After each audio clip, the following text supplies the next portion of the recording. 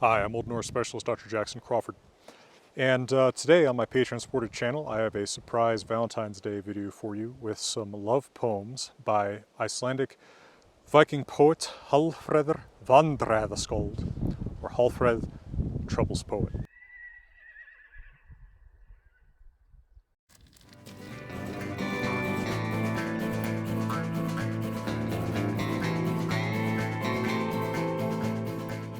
Now there is actually not much love poetry preserved in Old Norse, as under the early Icelandic law code, love poetry was illegal.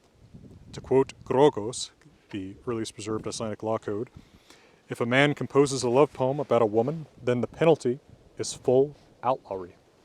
Now, full outlawry means being banished from Iceland for life. Now, while it's never explained what exactly the rationale is behind love poetry being illegal, we can infer that it probably has something to do with the way that you're supposed to court a woman, which is really to approach her father and make sure that he understands that you are a good prospect for being his son-in-law.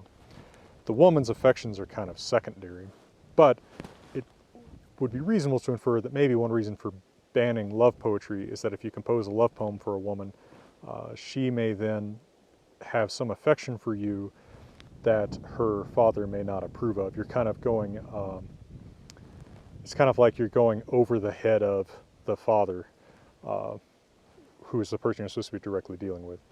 That's a possibility. Then, of course, you would think that it would be fine for men to compose love poems for women that are actually married to them. But since that apparently doesn't happen in life or in sagas, that's never dealt with.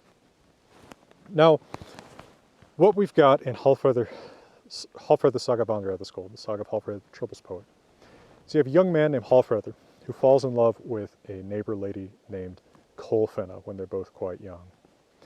But Hallfreðr shows no intentions of marrying her. He just likes to spend time making out with her. Because of this, her father decides that he's going to marry her off to a wealthy young man named Grís. But even when Grís comes to seal the deal and formally engage himself to Kolfinna, when he steps outside of the house, he finds her making out with Hallfreðr. So Hallfreðr is just a real troublesome guy. He's the troubles poet. It kind of reminds me of the kind of guy who goes on a date wearing one of those FBI female body inspector shirts.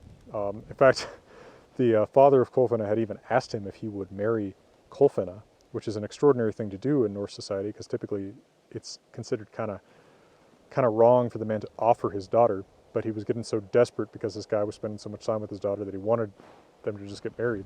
And Hallfreðr said, nah, no, he's just having a good time. You can just see the backwards baseball cap. Anyway, so these are some poems by Hallfreðr for Kolfinna. All of them actually follow her marriage to Grís. I mean, who hasn't been there, right?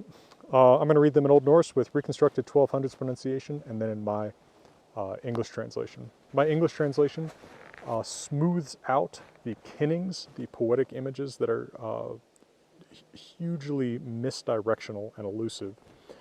For more about Norse poetry, see my videos about that. I have an old one from 2017.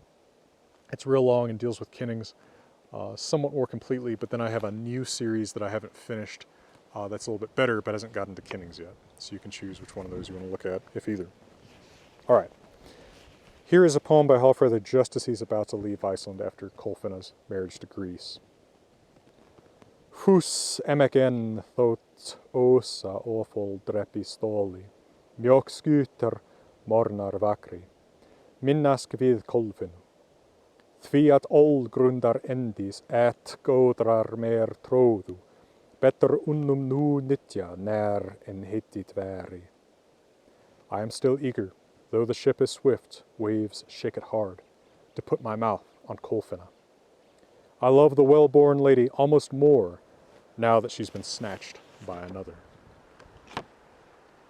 Eventually, after many years in Norway, Hallfreðr comes back to Iceland and immediately sleeps with Kolfinna. Her husband Grís is away at the time. When they wake up the next morning, he has this insulting poem to say about Grís and in praise of Kolfinna.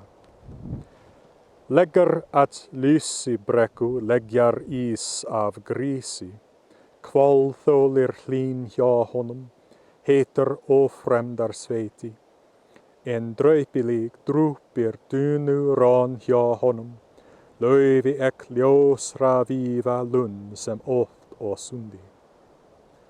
So much stinking, greasy sweat runs off of Greece every night next to the beautiful, suffering woman. And head down, that girl despairs on the pillow next to him, while I praise her, tall among the world's beauties like a swan on a wave.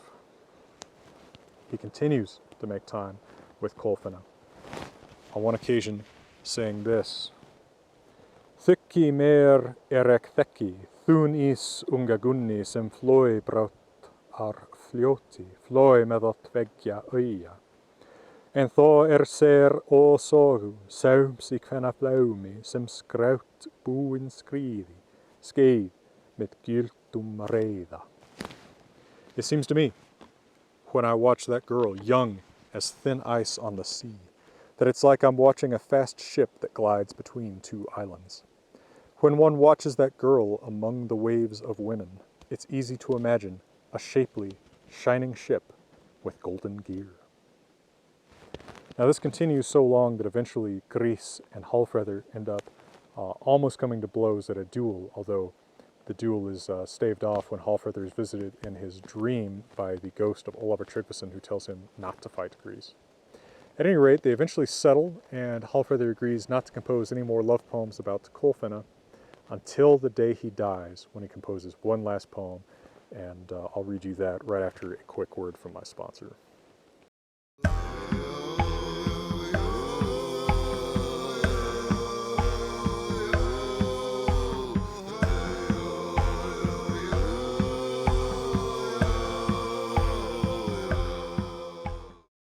Now, as Hallfreðr dies, he remembers Kolfinna and decides to ignore his promise not to make more poems about her.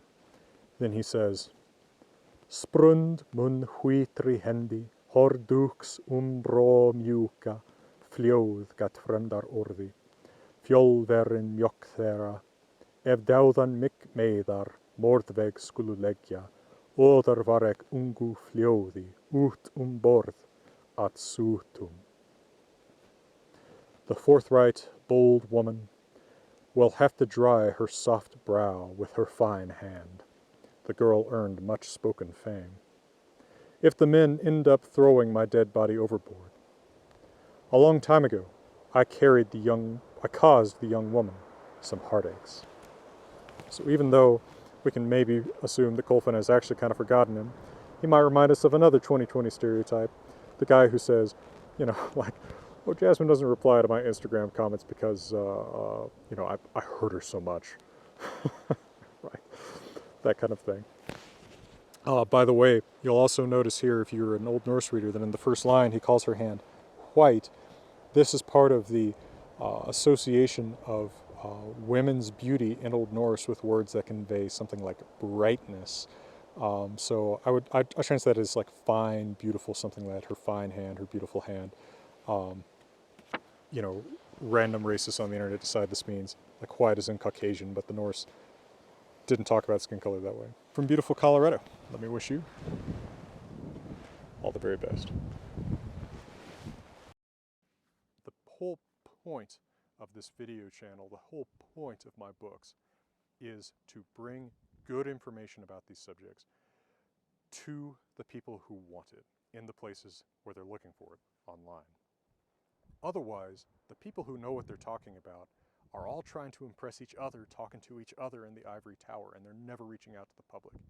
The people who are reaching out to the public on YouTube or wherever else mostly are scared, angry people trying to spread centuries-old, cartoonish racialist theories and crazy mysticism that has nothing to do with our medieval sources. I want to bring good information about our real medieval sources straight to you in the places where you're looking for it, without an agenda, without trying to set myself up as some ivory tower super genius who's better than you. You can help me do that by donating small monthly amounts on my Patreon. And everyone who does that has my everlasting thanks for your incredible generosity and the way that you help me make a university of my favorite place in the world, the Great Rocky Mountain outdoors. Well, from now, from the middle of beautiful Colorado, let me wish you good thinking, good skepticism, and all the very best.